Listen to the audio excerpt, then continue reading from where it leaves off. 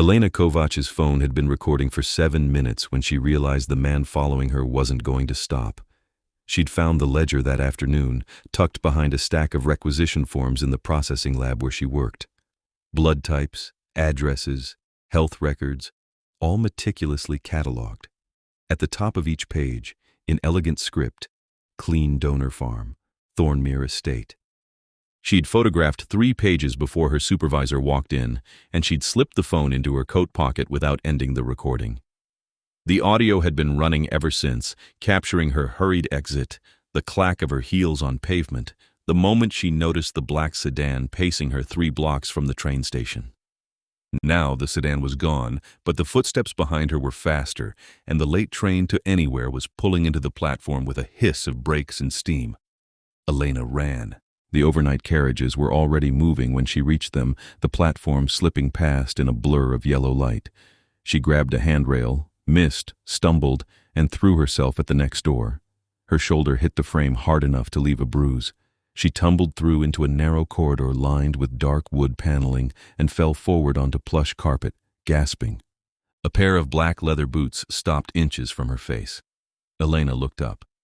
The man standing over her was tall and still, dressed in a charcoal suit that looked like it cost more than her annual salary.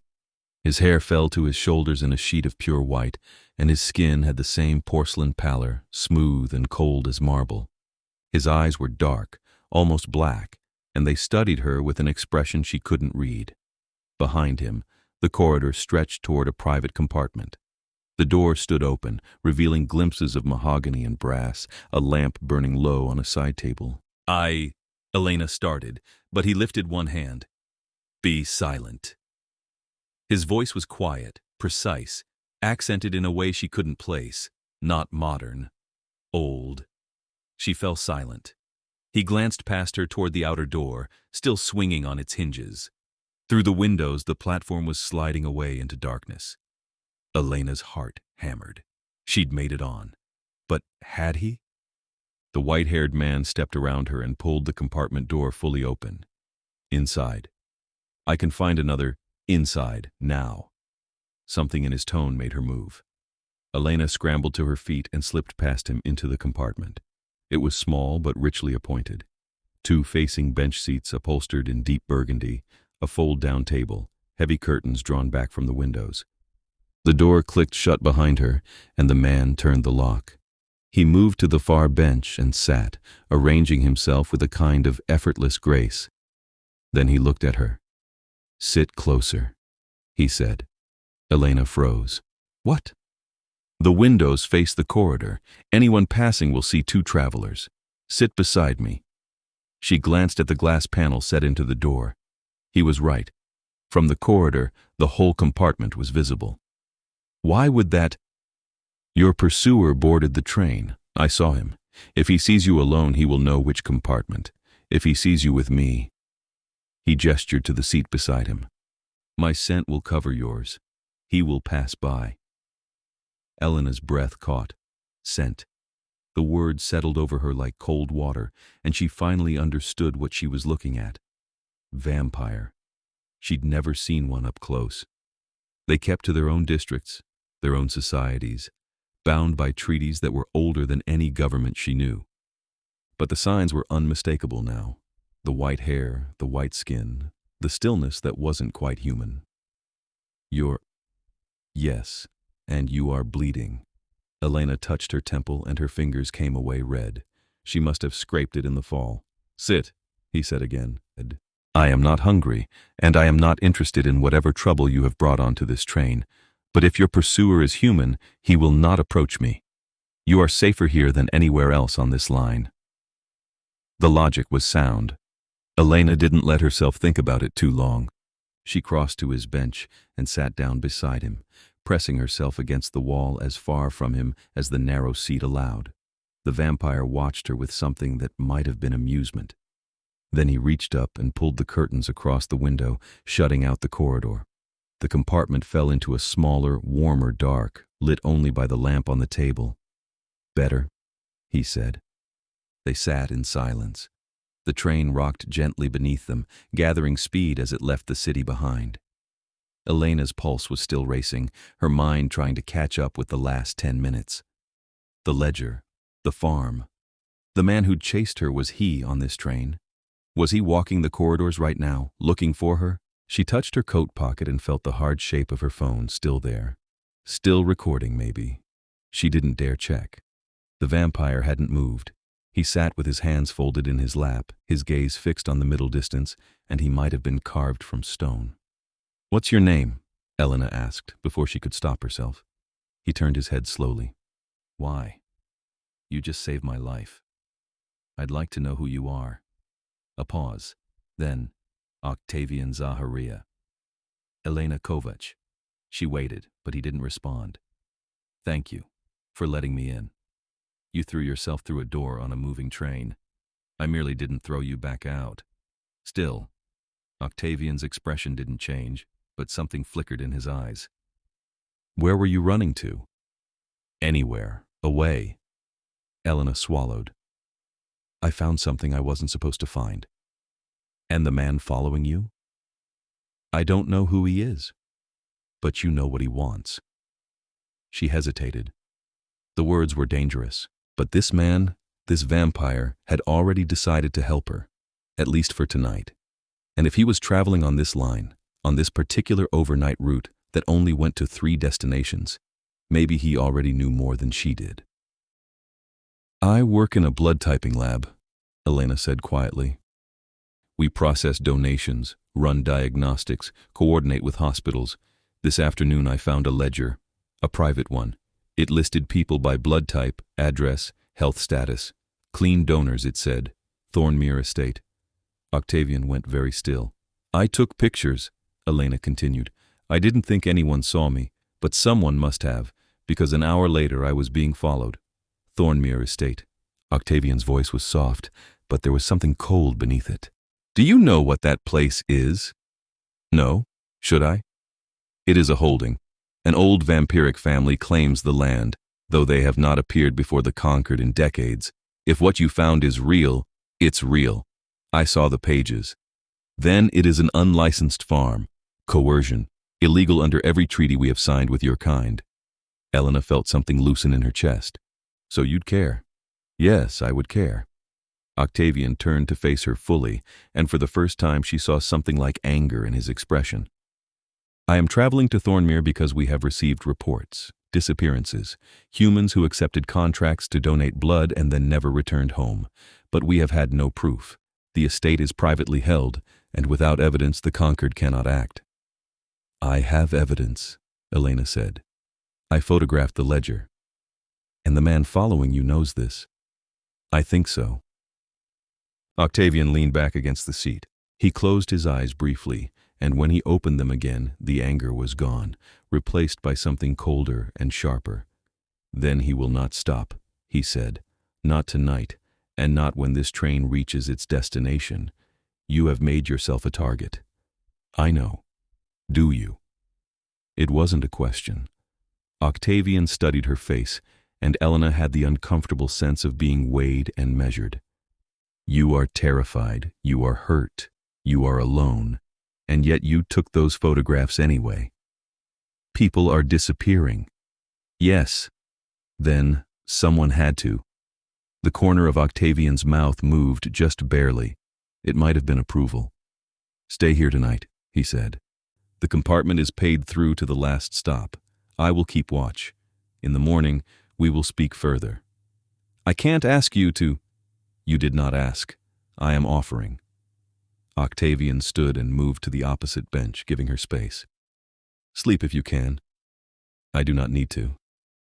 Elena wanted to argue, but exhaustion was already dragging at her. She hadn't slept the night before, too anxious about a presentation at work, and the adrenaline from the chase was fading fast.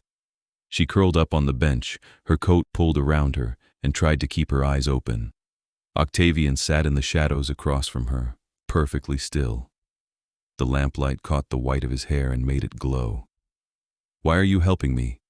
Elena asked, her voice thick with sleep. He didn't answer for a long time. When he finally spoke, his voice was so quiet she almost didn't hear it. "Because once I did not, and I have regretted it ever since." Elena wanted to ask what he meant, but sleep pulled her under before she could form the words. She woke to daylight filtering through the edges of the curtains and the smell of something warm and sweet. Elena sat up, disoriented, and found a paper cup of tea on the fold-down table beside her. Across the compartment, Octavian sat exactly where he'd been the night before, reading a slim, leather-bound book. He glanced up as she stirred. "There is a dining car 3 carriages forward. I had this brought." Elena reached for the tea. It was still hot. "Thank you. We will arrive in 2 hours. I suggest you consider what you intend to do when we do." The question she'd been avoiding all night.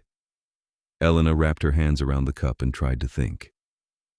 "You said you're investigating Thornmere," she said slowly. "Do you have authority to shut it down? If I find proof of coercion, yes. The Concord granted me an investigative seal, but the estate is large and its family is old. They will not open their doors to me willingly. What if you had someone on the inside?" Octavian set down his book. "Explain." "I'm a blood technician. I have credentials, clean records. If I appeared at the estate looking for work, claiming I'd heard they needed someone to manage their donation program, they might let me in." "And you would do this why?" "Because you need proof, and I have evidence that they're already tracking people. If I can get inside, I can find more. Names, locations, how they're moving donors, enough for the Concord to act." "No." The refusal was flat and immediate. Elena blinked. "Why not?" "You are not trained for infiltration. You would be alone in a house full of vampires who have already demonstrated a willingness to break our most sacred laws. The risk is unacceptable. It's my risk to take. And if you disappear as the others have, if I lose you, as I—" Octavian stopped. His jaw tightened. "No, I will not permit it." "You don't get to permit anything," Elena said, more sharply than she'd intended. "I found that ledger. I ran. I made it onto this train. I'm already involved. Involvement does not require martyrdom. And investigation doesn't require letting people suffer while you gather perfect evidence." Elena leaned forward. "You said it yourself. The estate is private. They won't let you in. But they might let me in. And if they do, I can give you everything you need."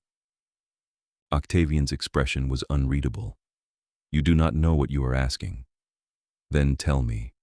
He was silent for a long moment. When he spoke, his voice was carefully controlled, each word measured. 6 years ago, I was investigating a similar case.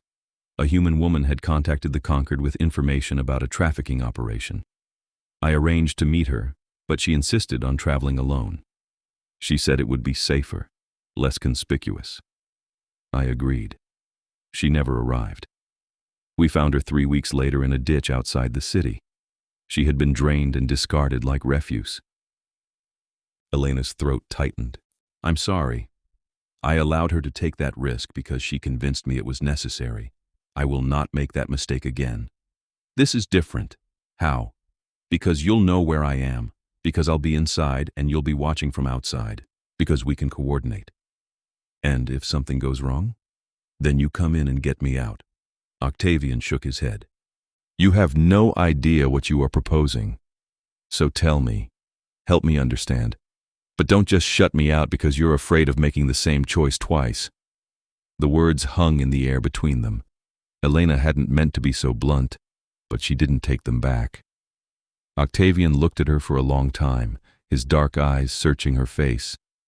Finally, he exhaled, a slow, deliberate breath that seemed too human for what he was. "If we do this," he said quietly, "you will follow my instructions exactly. You will not take unnecessary risks.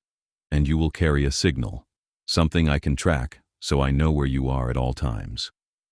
"Agreed. I am not finished. If at any point I determine the situation has become too dangerous, you will leave, immediately. No argument." "How will you—" "I will find a way to communicate.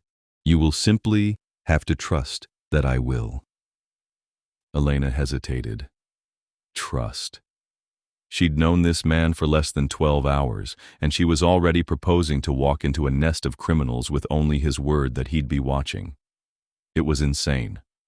But the alternative was going to the police with a few photographs and a story they'd never believe, or doing nothing while people vanished into that estate, one by one. "All right," she said. "I trust you." Octavian's expression softened just slightly. "Then we will plan." The train pulled into the station 2 hours later, a small rural platform surrounded by fields and distant trees.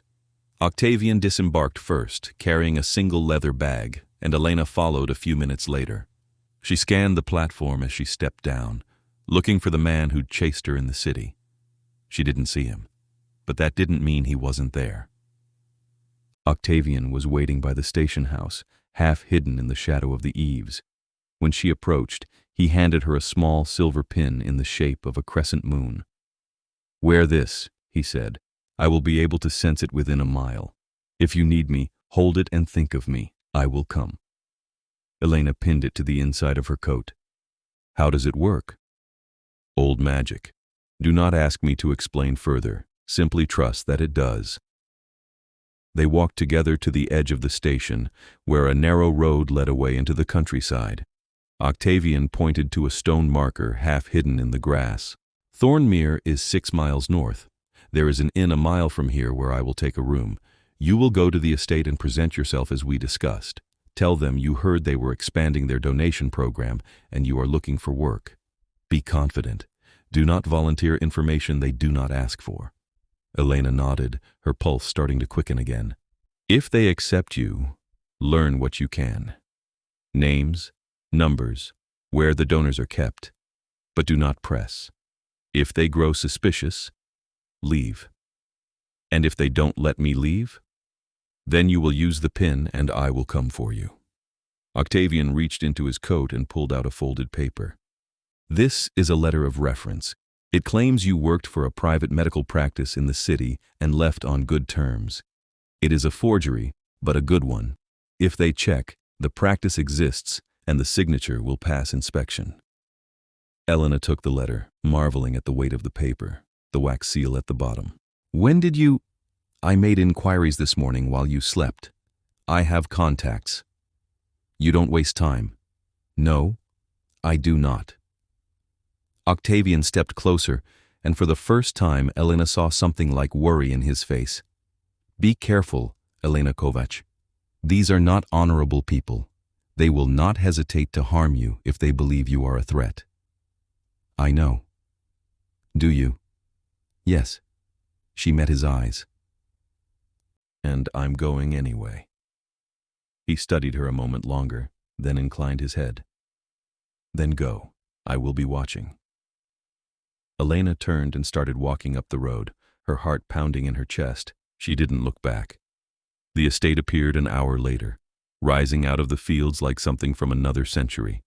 It was vast, a sprawling manor house of gray stone with tall windows and a slate roof that gleamed in the afternoon sun.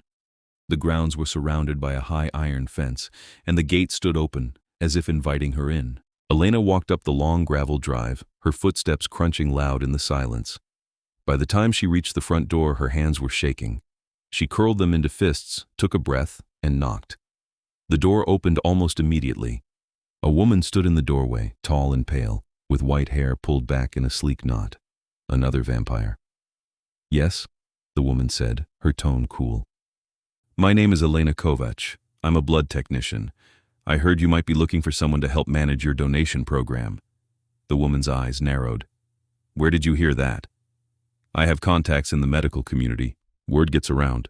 "Does it?" The woman looked her up and down, appraising. "We do not advertise our need for staff." "I'm discreet," Elena said, injecting confidence into her voice she didn't feel. "And I'm very good at what I do. If you're not interested, I can leave. But if you are, I have references." She held out the forged letter. The woman took it, broke the seal, and read in silence. After a long moment, she looked up. "Wait here." The door closed. Elena stood on the step, her pulse hammering. She touched the silver pin inside her coat, just to remind herself it was there. 5 minutes passed, then 10. The door opened again. This time it was a man, older looking than the woman, but with the same white hair and porcelain skin. He wore an expensive suit and carried himself with the kind of authority that made Elena want to step back. "Miss Kovač," he said, "I am Gregor, the estate manager. I understand you are seeking employment." "Yes. And you have experience in blood processing." 5 years at a typing lab in the city. I can run diagnostics, coordinate donations, manage health records, whatever you need." Gregor's smile was thin. "What we need, Miss Kovač, is discretion. Our program is private. We serve a select clientele. If we were to hire you, you would be required to sign an agreement of confidentiality.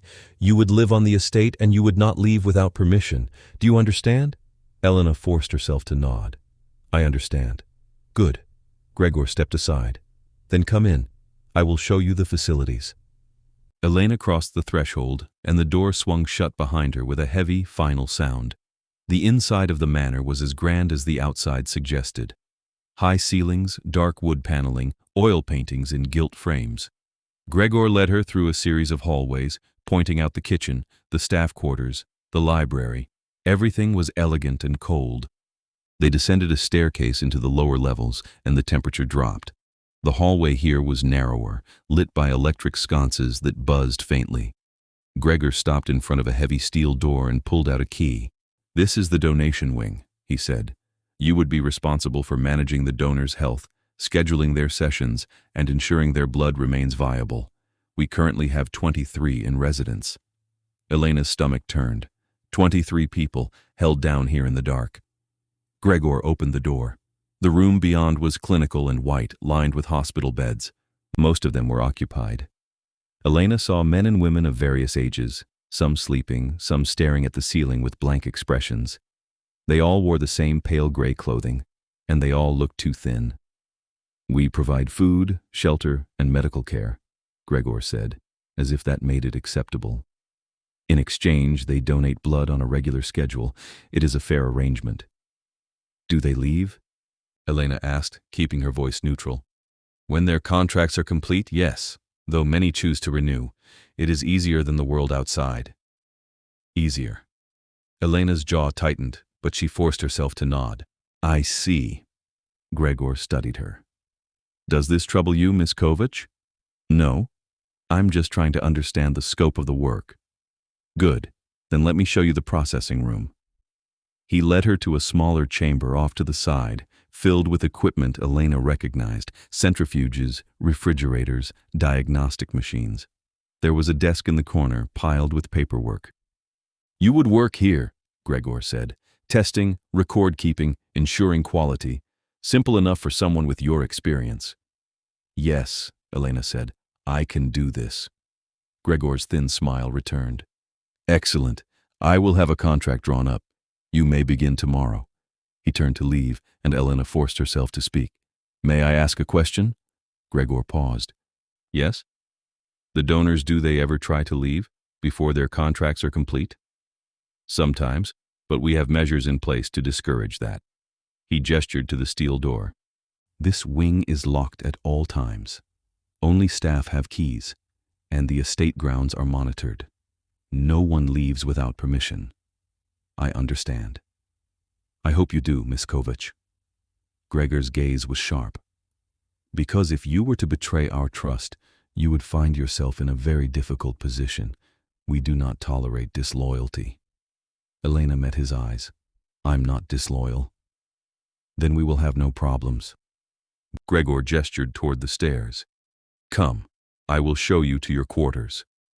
Elena followed him back up into the main house, her mind racing. 23 people, locked in, monitored, and Gregor's casual threat still ringing in her ears. But she'd made it inside. She had access. And Octavian was out there, waiting. She touched the pin inside her coat and felt a flicker of something warm.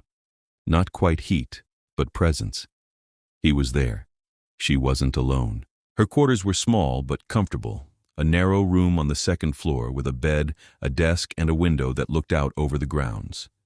Gregor left her there with instructions to meet him in the morning, and Elena waited until his footsteps faded before pulling out her phone.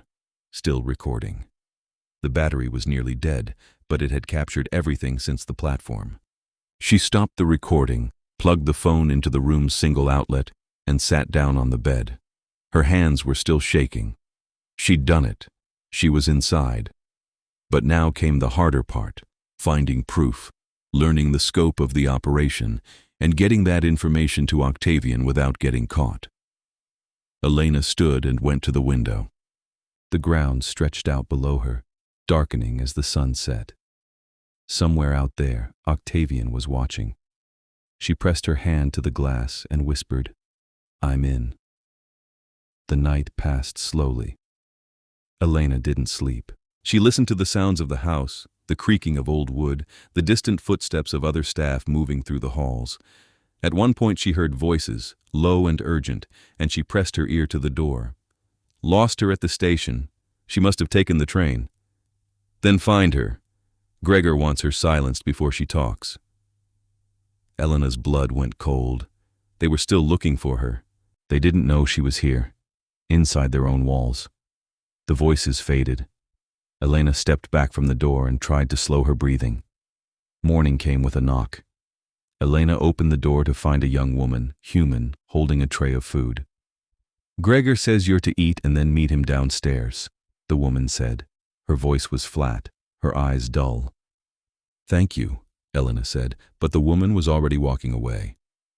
Elena ate quickly, then made her way down to the processing room. Gregor was waiting, along with a stack of files. "These are the current donors," he said, handing her the stack. "Familiarize yourself with their records. I expect you to begin scheduling sessions this afternoon." Elena took the files and sat down at the desk. She opened the first one and felt her stomach drop. Name, Michael Torr. Age, 34. Blood type, AB negative. Contract start date, 18 months ago. Expected end date, 2 months ago. His contract had expired, but according to the notes, he was still here. Elena flipped through the next file, and the next. The pattern was the same. Contracts that had ended months or even years ago, donors who were still listed as active. They weren't letting anyone leave. Elena forced herself to keep reading, committing names to memory. She needed to get this information out. But how? Her phone was upstairs, and even if she could retrieve it, there was no signal in the lower levels. She glanced up and saw Gregor watching her from the doorway. "Is there a problem, Miss Kovač?" "No, just getting oriented." "Good. Let me know if you have questions." He left. Elena waited until she was sure he was gone, then pulled out a blank piece of paper and began writing down names, dates, blood types. She worked quickly, filling 3 pages before footsteps approached again. Elena shoved the pages into her coat pocket and turned back to the files. The day passed in a blur of record-keeping and forced normalcy.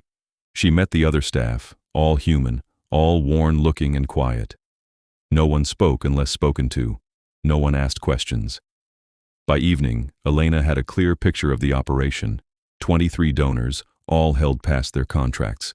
A rotating schedule of blood draws, managed by Gregor and overseen by a handful of vampires who visited the estate regularly. And a ledger, locked in Gregor's office, that she desperately needed to see. She waited until the house was quiet, then slipped out of her room. The hallways were dark, lit only by the faint glow of the sconces. Elena moved carefully, testing each floorboard before putting her weight on it. Gregor's office was on the first floor, behind a door marked private. Elena tried the handle, locked. She knelt and examined the lock. It was old, the kind that might yield to a hairpin if she was patient. She pulled 2 pins from her hair and set to work. It took 10 minutes, but the lock finally clicked. Elena pushed the door open and slipped inside. The office was neat and spare, dominated by a large desk. Elena crossed to it and began opening drawers. The third one was locked, heavier than the others. She picked that lock too, and inside she found it. The ledger. She pulled it out and opened it to the first page.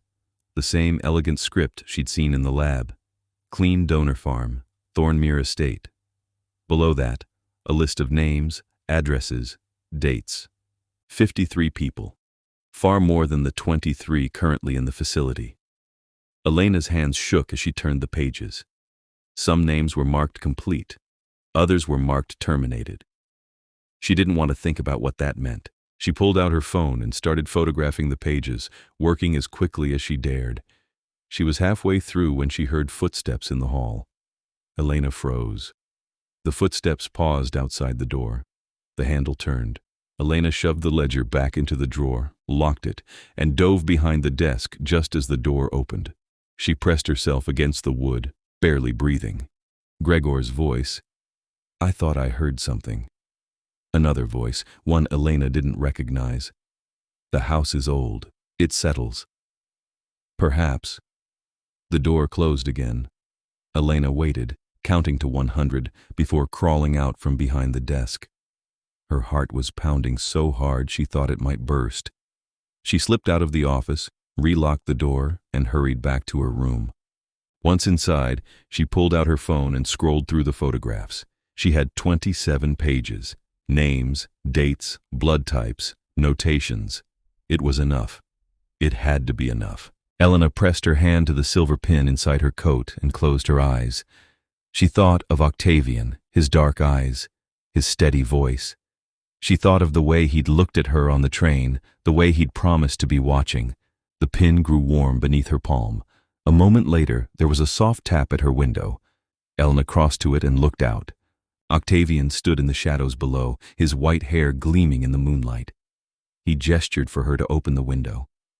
Elena unlatched it and pushed it open. "How did you—" "I felt you call." "What have you found?" "A ledger. 53 people, maybe more. Most of them are gone. The ones still here, their contracts expired months ago, but they're not being released." Octavian's expression darkened. "Can you get the ledger out?" "It's locked in Gregor's office. I took photographs." "Good. Send them to me. I will begin building the case." Elena hesitated. "There's something else.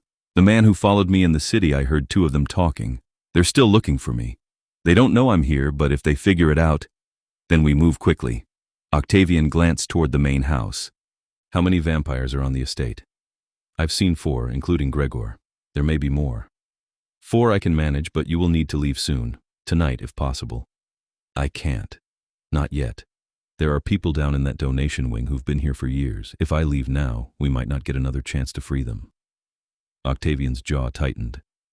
"Elena, I know what I'm asking, but I need 1 more day. Just 1. I can get more names, more proof. Enough that the Concord won't have any choice but to act immediately. And if Gregor discovers what you are doing, then I'll use the pin and you'll come get me. You promised." "I did." Octavian looked at her, his expression torn between anger and something softer. "You are reckless." "I'm right. That does not make you less reckless." He exhaled, a sharp, frustrated sound. 1 more day, but you will check in with me tomorrow night. If you do not, I am coming in, whether you call or not." "Agreed." Octavian reached up, and Elena leaned out the window. Their hands met briefly, his fingers cool against hers. "Be careful," he said quietly. "I will." He vanished into the shadows, and Elena closed the window. She stood there for a long moment, her hand still tingling where he'd touched her. Then she went to her phone, connected to the estate's weak Wi-Fi, and sent him the photographs. The next day, Elena continued her work in the processing room, cataloging records and preparing for the evening's blood draws. She moved carefully, deliberately, making notes of everything she saw. In the afternoon, a new donor arrived. Elena watched from the doorway as Gregor led a young woman down into the donation wing, her wrists bound. The woman was crying, pleading. Gregor ignored her. Elena's hands clenched into fists. She forced herself to turn away before she did something stupid.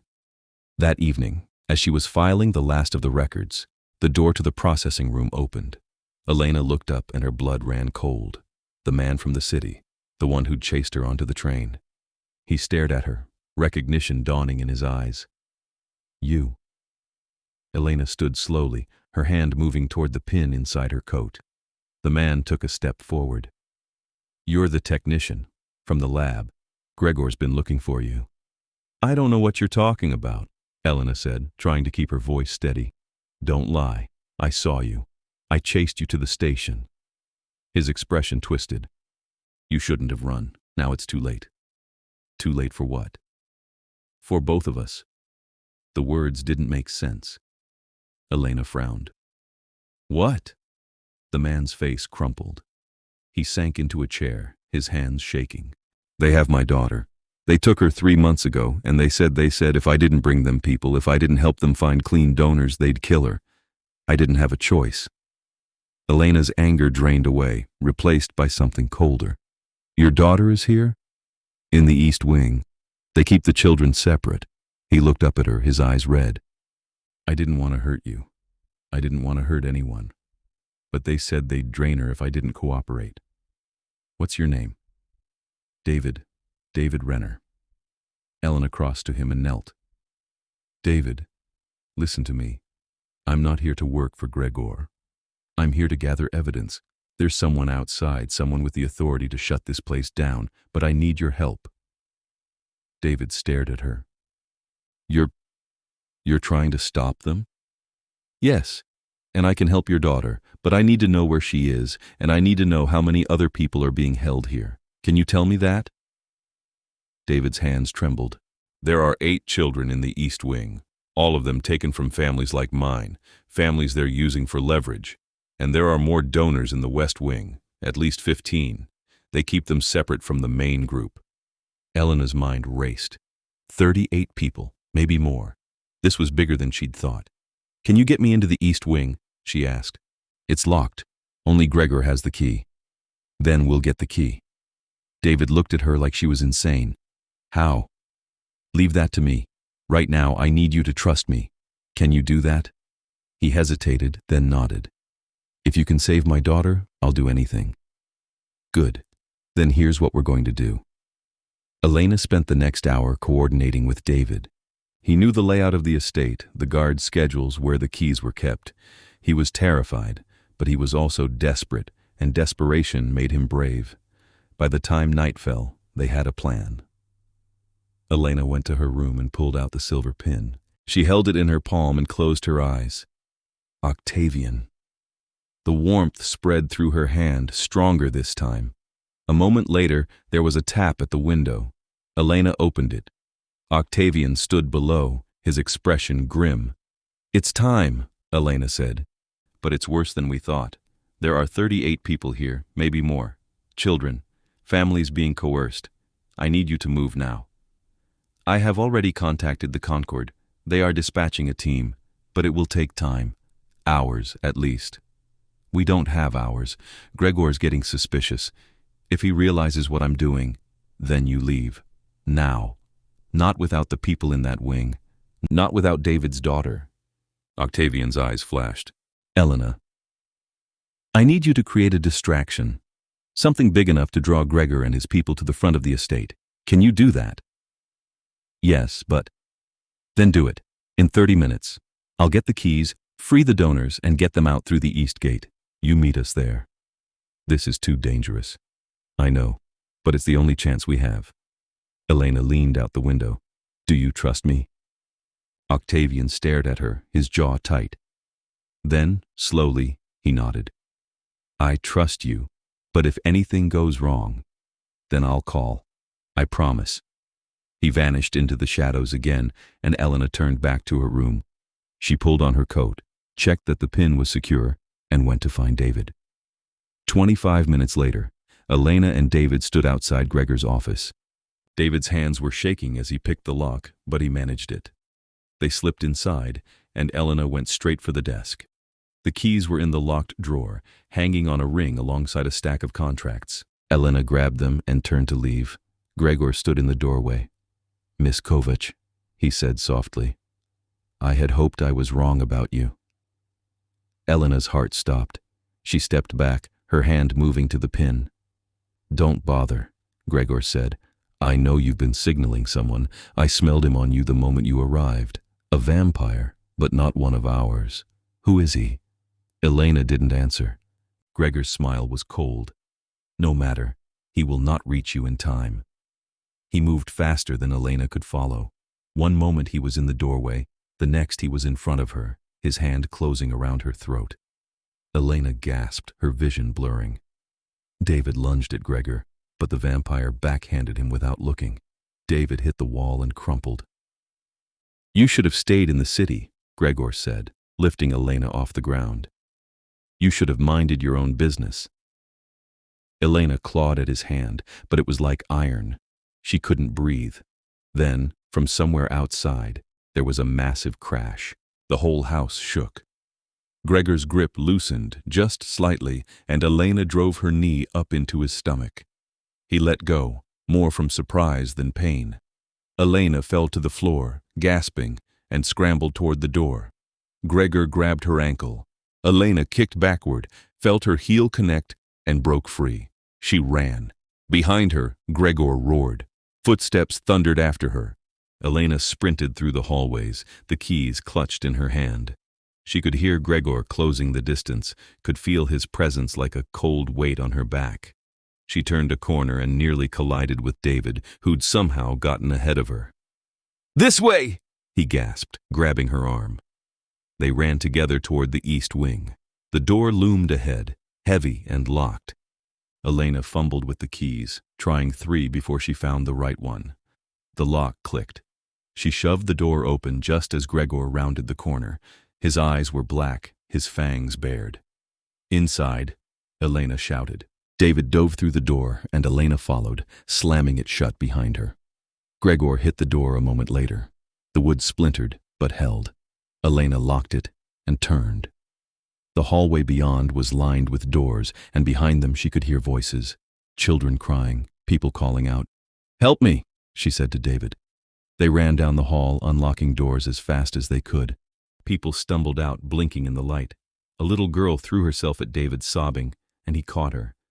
"We're leaving," Elena said to the others. "All of us. Follow me." Behind them, the main door shuttered. Gregor was breaking through. Elena led the group down the hallway to a service exit at the far end. She unlocked it and pushed it open. Cold night air rushed in. Outside, the estate was chaos. Fire burned on the front lawn, and she could hear shouts, the sound of fighting. Octavian. Elena herded the group through the door and into the grounds. They ran toward the east gate, a knot of frightened people stumbling through the dark. The gate was ahead, tall and iron and locked. Elena fumbled with the keys again, her hands shaking. A shadow fell over her. She looked up. Gregor stood on top of the gate, his coat billowing in the wind. His face was twisted with rage. "You think you can steal from me?" he said. "You think you can walk into my house and take what is mine?" "They're not yours," Elena said. "They're people, and you don't own them." Gregor dropped to the ground in front of her. "Brave words, but bravery will not save you." He lunged. Elena threw herself sideways, and Gregor's claws raked the air where she'd been. She hit the ground hard, the keys scattering.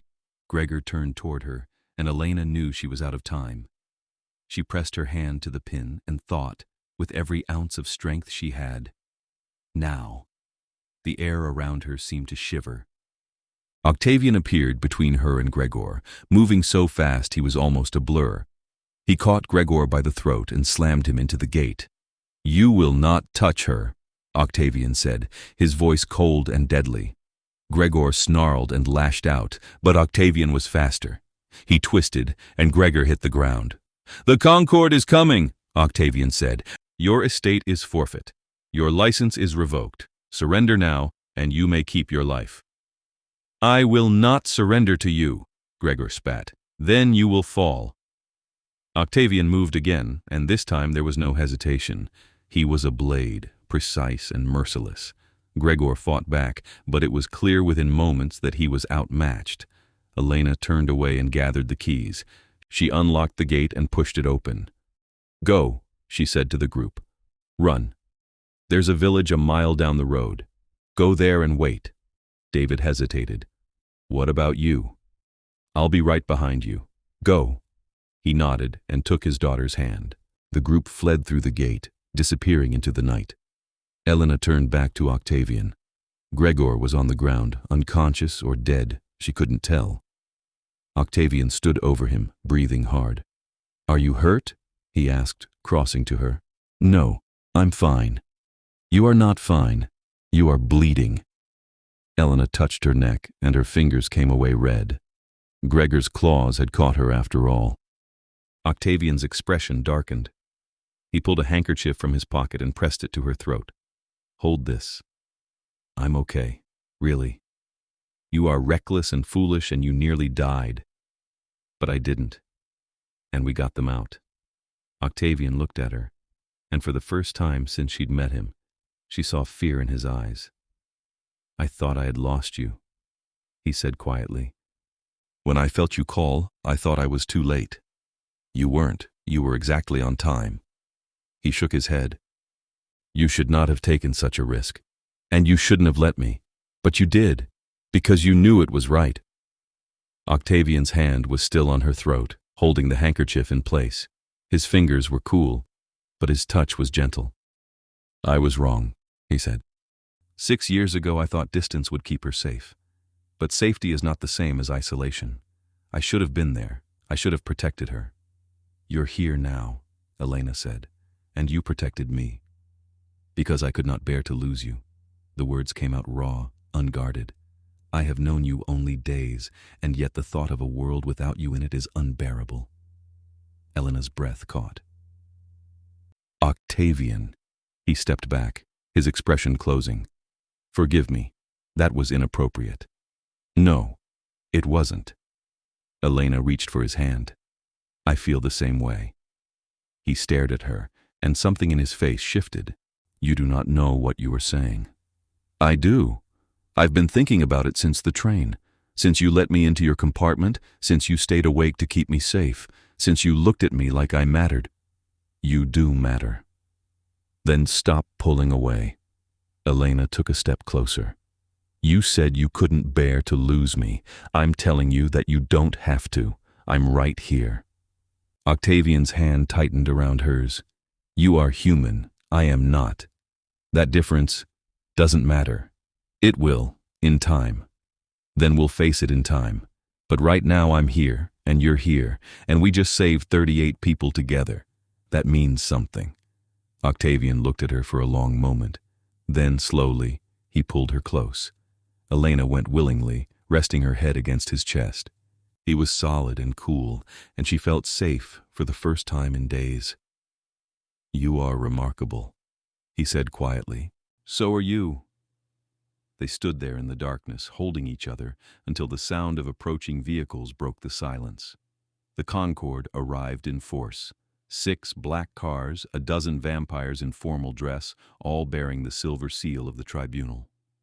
Octavian released Elena reluctantly and went to meet them. The lead investigator was a tall woman with white hair braided down her back. She listened to Octavian's report, examined the estate, and ordered her team to begin documenting everything. Elena gave her statement, handed over her phone with the recordings and photographs, and watched as the estate was locked down. Gregor was taken into custody, along with the 3 other vampires who'd been working for him. The donors, all of them, including the ones Elena hadn't known about, were brought out and given medical care. David stood with his daughter, both of them wrapped in blankets, and Elena felt something in her chest ease. It was over. The lead investigator approached Elena as the sun was beginning to rise. "Miss Kovač, the Concorde owes you a debt. Without your bravery, this operation might have continued for years." "I just did what anyone would have done." "No, you did what few would have dared." The investigator glanced toward Octavian, who was speaking with one of his colleagues. "He cares for you." Elena felt her cheeks warm. "I care for him too." "Then I hope you understand what that means. Relationships between humans and vampires are not forbidden, but they are complicated. There are laws, traditions, expectations." "I know." "Do you?" The investigator's gaze was sharp. "If you choose to stay with him, your life will change. You will be part of our world, subject to our rules. Some of those rules are difficult for humans to accept. I'll manage." The investigator studied her a moment longer, then nodded. "I believe you will. Good luck, Miss Kovač." She walked away, and Elena went to find Octavian. He was standing by the gate, watching the sun creep over the horizon. He didn't turn as she approached, but she saw his shoulders relax slightly. "It's done," Elena said. "Yes. The tribunal will hold a formal hearing, but the evidence is overwhelming. Gregor and his associates will face justice. And the people? They will be compensated, given medical care, and offered protection if they need it. The Concord takes these matters seriously. Elena nodded. What happens to the estate? It will be seized and repurposed. I have already made a recommendation. What kind of recommendation? Octavian glanced at her. A sanctuary, a place where humans and vampires can donate and receive blood legally, safely, under proper supervision. A model for what these arrangements should be. Elena smiled. That's a good idea. It was yours in a way. You showed me that coercion and secrecy breed suffering.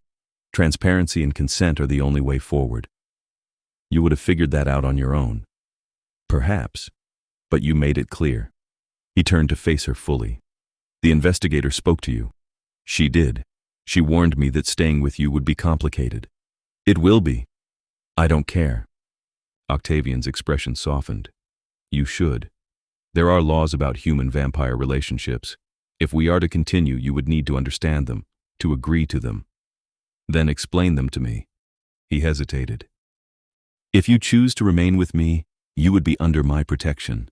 That is the law. It means I am responsible for your safety, your well-being. It also means you would be part of vampire society, subject to the Concord's authority. And if I wanted to leave?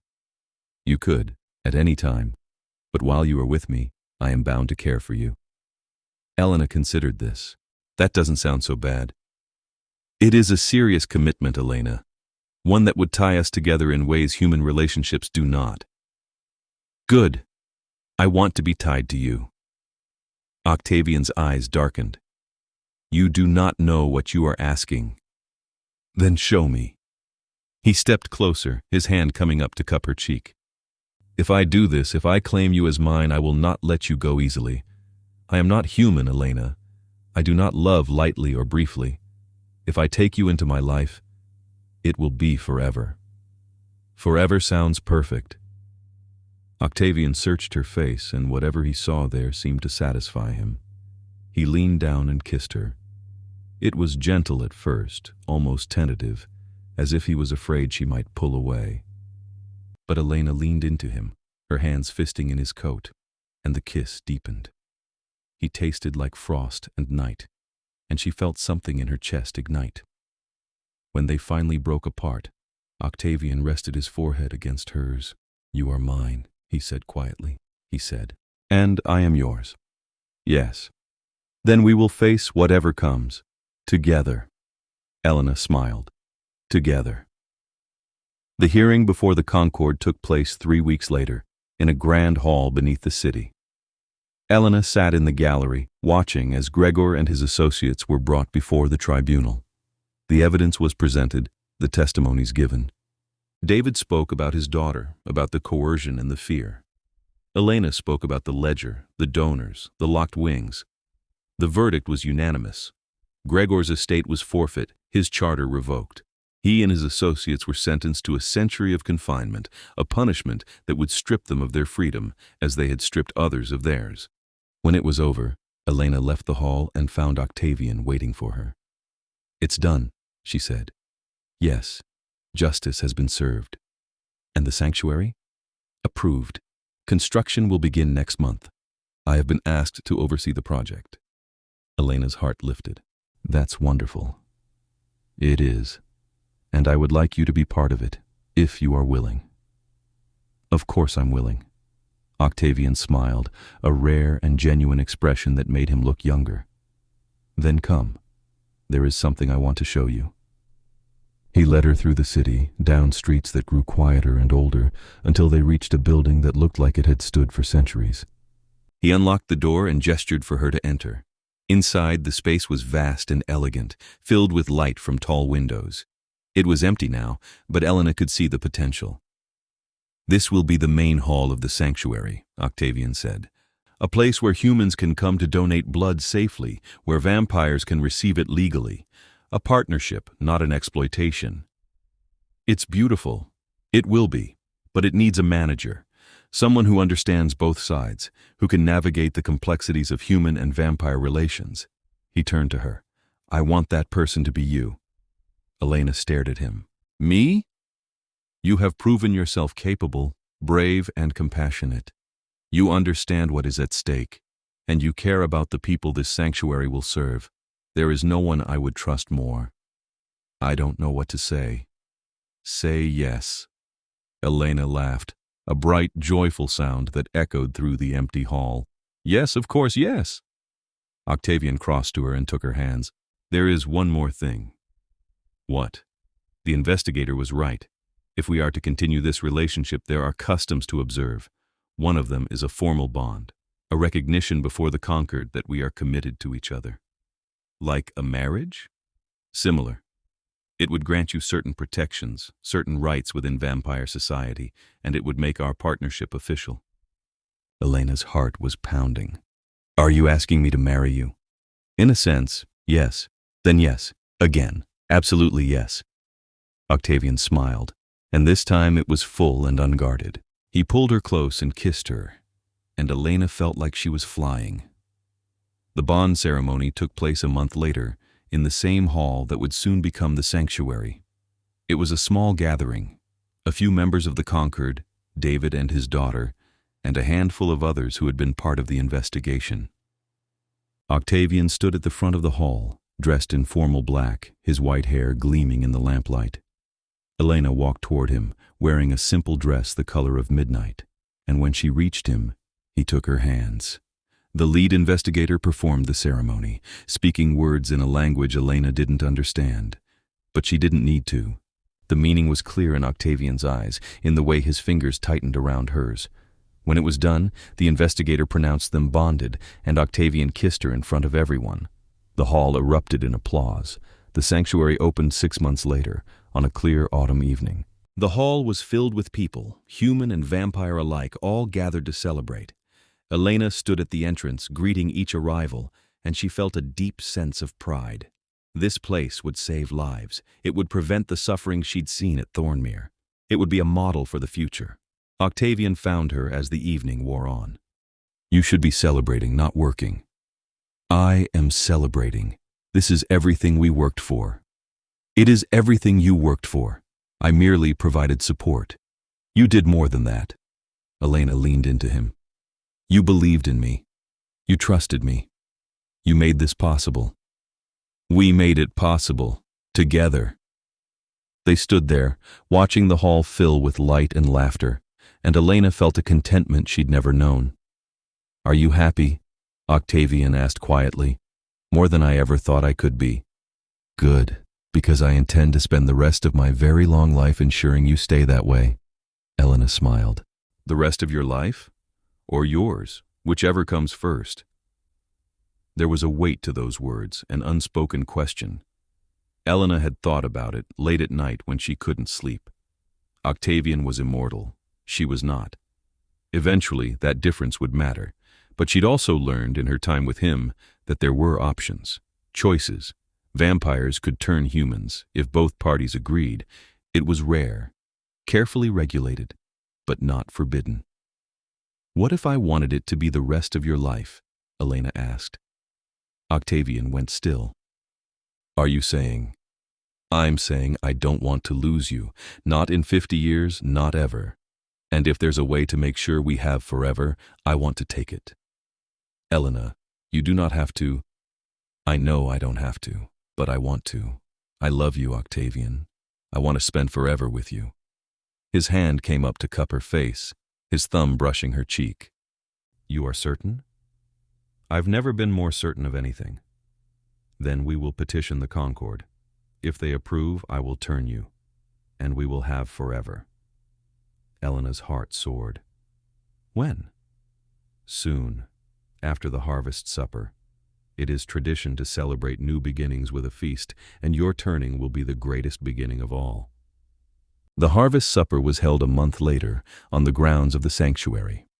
Long tables were set up beneath the stars, laden with food and drink. Hundreds of people attended, donors who had been freed from Thornmere, staff from the sanctuary, members of the Conquered. Elena moved through the crowd, speaking with each person, and she felt a deep sense of gratitude.